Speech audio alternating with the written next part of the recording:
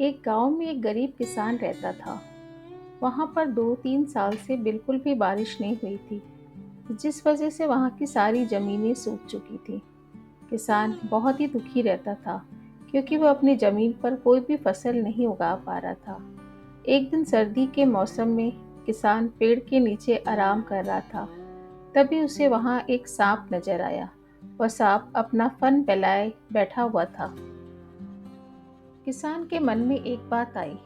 उसने सोचा, ये सांप भी काफी सालों से यहाँ रह रहा है। अकाल के समय में जिस तरह से मैं बहुत परेशान रहा खाने के लिए, ये भी बहुत परेशान रह रहा होगा।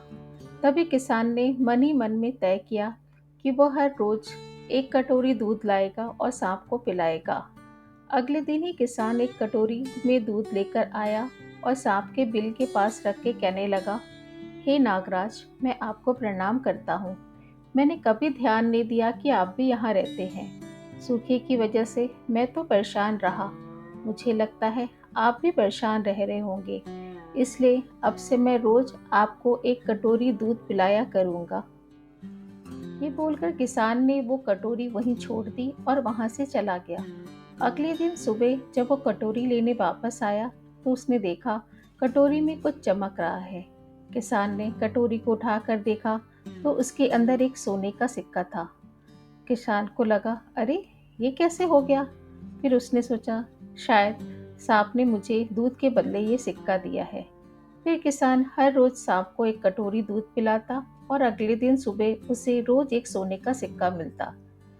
यह सिलसिला चलता रहा और धीरे धीरे किसान अमीर होता गया। एक दिन किसान को किसी काम से शहर जाना था और उसने अपने बेटे को यह जिम्मेदारी सौंपी।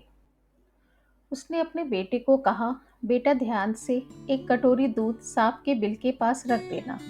किसान के बेटे ने अपने पिता के कहे अनुसार एक कटोरी दूध सांप के बिल के पास रख दी।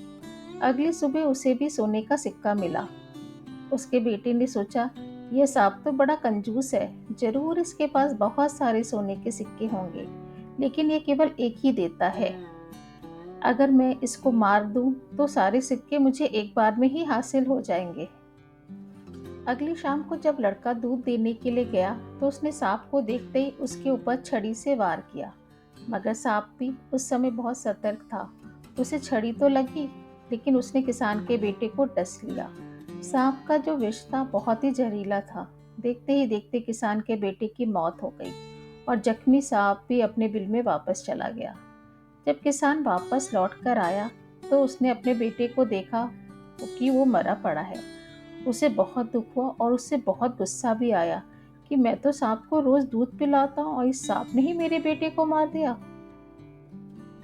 गुस्से में आकर किसान सांप को मारने उसके बिल के पास पहुंचा।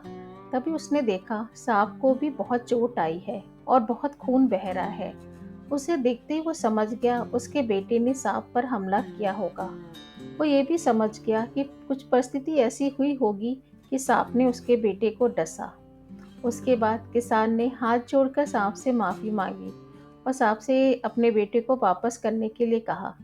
थोड़ी देर बाद सांप अपने बिल से आकर बाहर आया और उस किसान को एक जड़ी बूटी दी। गरीब किसान ने उस जड़ी बूटी लेकर अपने मरे हुए बेटे के पास गया और उसके नाक के पास वो जड़ी बूटी रख दी। थोड़ी देर बाद उसका बेटा खांसते हुए उठा और जिंदा होने के बाद किसान के बेटे को उसकी गलती का एहसास भी हुआ।